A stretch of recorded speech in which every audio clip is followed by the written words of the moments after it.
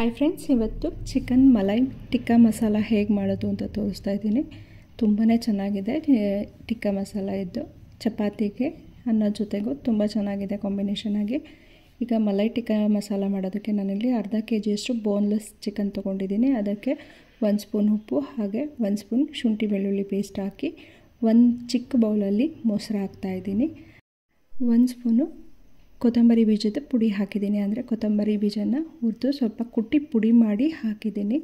ಅದರ ಜೊತೆಗೆ 1 spoon garam masala, 1 spoon ಕಾಳು ಮೆಣಸು ಪುಡಿ ಹಾಗೆ ಅರ್ಧ ಸ್ಪೂನು ಜೀರಿಗೆ ಪುಡಿ ಹಾಕ್ತಾಯಿದ್ದೀನಿ. ಇದ್ರ ಜೊತೆಗೆ 2 ಸ್ಪೂನ್ ತುಪ್ಪ ಹಾಗೆ ಒಂದು 3-4 ಸ್ಪೂನು ಫ್ರೆಶ್ ಕ್ರೀಮು, 1 ಸ್ಪೂನಷ್ಟು ಚಿಲ್ಲಿ ಫ್ಲೇಕ್ಸ್ ಹಾಕಿ ಚೆನ್ನಾಗಿ ಮಿಕ್ಸ್ ಮಾಡಿ ಇಟ್ಕೋಬೇಕು. ಈಗ ಚಿಲ್ಲಿ ಫ್ಲೇಕ್ಸ್ ಹಾಕ್ತಾಯಿದ್ದೀನಿ. ಇದನ್ನಿಷ್ಟನ್ನು ಹಾಕಿದ್ಮೇಲೆ ಚೆನ್ನಾಗಿ ಮಿಕ್ಸ್ ಮಾಡ್ಕೋಬೇಕು.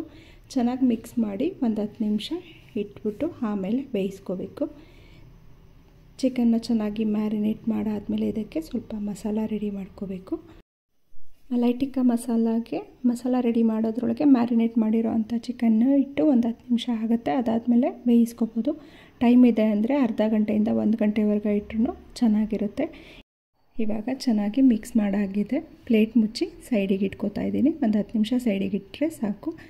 ಈಗ ಮಸಾಲ ರೆಡಿ ಮಾಡ್ಕೋಬೇಕು. ಒಂದು ಬಾಣಲೆಗೆ 2-3 ಸ್ಪೂನ್ ಎಣ್ಣೆ ಹಾಕಿ, ಎಣ್ಣೆ ಕಾದ್ಮೇಲೆ ಅದಕ್ಕೆ 2 ಏಲಕ್ಕಿ, 1 ಪೀಸ್ ಚಕ್ಕೆ ಹಾಗೆ 4 ಕೆಂಪು ಮೆಣಸಿನ್ಕಾಯಿ ಹಾಕಿ, ಅದ್ರ ಜೊತೆಗೆ 2 ಹೆಚ್ಚಿರೋವಂಥ ಈರುಳ್ಳಿ ಹಾಕಿ ಫ್ರೈ ಮಾಡ್ಕೋಬೇಕು.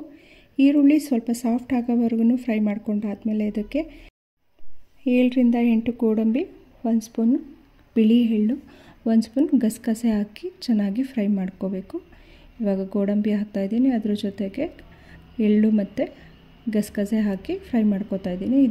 ಇಷ್ಟನ್ನು ಫ್ರೈ ಮಾಡ್ಕೊಂಡಾದಮೇಲೆ ತಣ್ಣಗಾಗಾಕ್ಬಿಟ್ಟು ರುಬ್ಕೊಂಡು ಪೇಸ್ಟ್ ಮಾಡ್ಕೋಬೇಕು. ಇವಾಗ ಚೆನ್ನಾಗಿ ಫ್ರೈ ಆಗ್ತಿದೆ. ಇದನ್ನು ಫ್ರೈ ಆದಮೇಲೆ ಕೆಳಗಿಟ್ಟು ತಣ್ಣಗಾಗಾಕ್ಬಿಟ್ಟು ಆಮೇಲೆ ರುಬ್ಕೊಂಡು ಪೇಸ್ಟ್ ಮಾಡ್ಕೋಬೇಕು. ಇವಾಗ ಆಗಿದೆ, ತೆಗೆದಿಡ್ತಾ ಇದ್ದೀನಿ. ಈಗ ಒಂದು ಪ್ಯಾನಿಗೆ 1 ಸ್ಪೂನ್ ಎಣ್ಣೆ ಹಾಕಿ ಅದನ್ನು ಫುಲ್ ಪ್ಯಾನ್ ತುಂಬ ಸ್ಪ್ರೆಡ್ ಆಗಂಗೆ ಮಾಡಬೇಕು. ತುಂಬ ಎಣ್ಣೆ ಹಾಕಬಾರ್ದು. 1 ಸ್ಪೂನ್ ಹಾಕಿದ್ರೆ ಸಾಕು. ಸ್ಪ್ರೆಡ್ ಆದಮೇಲೆ ಈಗ ನಾವು ಮ್ಯಾರಿನೇಟ್ ಮಾಡಿರೋ ಅಂಥ ಮೀಡಿಯಮ್ ಫ್ಲೇಮಲ್ಲಿ 5-6 ನಿಮಿಷ ಚೆನ್ನಾಗಿ ಬೇಯಿಸ್ಕೋಬೇಕು. ಬೋನ್ಲೆಸ್ ಚಿಕನ್ ಆಗಿರೋದ್ರಿಂದ ಬೇಗನೆ ಬೇಯುತ್ತೆ. ಒಂದು ಸೈಡು 1-2-3 ನಿಮಿಷ ಬೇಯಿಸ್ಕೊಂಡಾದ್ಮೇಲೆ ಮಗ್ಚಾಕಿ ಮತ್ತೆ ಒಂದು 3-4 ನಿಮಿಷ ಬೇಯಿಸ್ಕೊಳ್ಳಿ. ಇವಾಗ ಚಿಕನ್ ಬೇಯೋದ್ರೊಳಗೆ ನಾವು ಹುರಿದಿಟ್ಕೊಂಡಿರೋ ಅಂಥ ಮಸಾಲ ತಣ್ಣಗಾಗಿದೆ. ಅದನ್ನು ಜಾರಿಗೆ ಹಾಕಿ ನುಣ್ಣಗೆ ರುಬ್ಕೊಂಡು ಪೇಸ್ಟ್ ಮಾಡ್ಕೋಬೇಕು.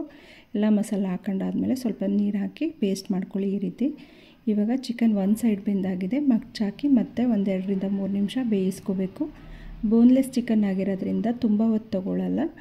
ಈಗ 1-2-3 ನಿಮಿಷ ಬೇಯಿಸ್ಕೊಂಡ್ರೆ ಇದು ಚಿಕನ್ನು ಮುಕ್ಕಾಲು ಭಾಗ ಬೆಂದೋಗಿರುತ್ತೆ. ಈ ರೀತಿ ಮಗ್ಚಾಕಿ ಮತ್ತೆ ಒಂದು 3 ನಿಮಿಷ ಬೇಯಿಸ್ಕೊಳ್ಳಿ. ಇವಾಗ ಬೇಯಿಸ್ಕೊಂಡಾದ್ಮೇಲೆ ಇದನ್ನು ಎತ್ತಿಟ್ಕೋಬೇಕು.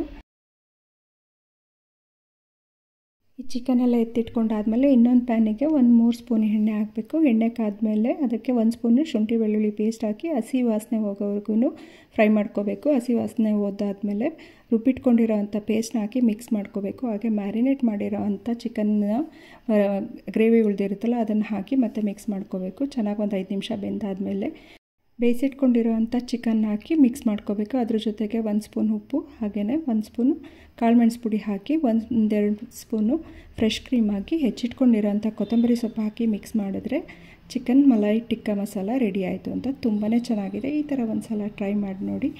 ಹಾಗೆ ಯಾರೆಲ್ಲ ಸಬ್ಸ್ಕ್ರೈಬ್ ಆಗದೆ ವೀಡಿಯೋಸ್ ನೋಡ್ತೀರಾ ಪ್ಲೀಸ್ ಸಬ್ಸ್ಕ್ರೈಬ್ ಆಗಿ, ಲೈಕ್ ಮಾಡಿ, ಶೇರ್ ಮಾಡಿ. Thank you.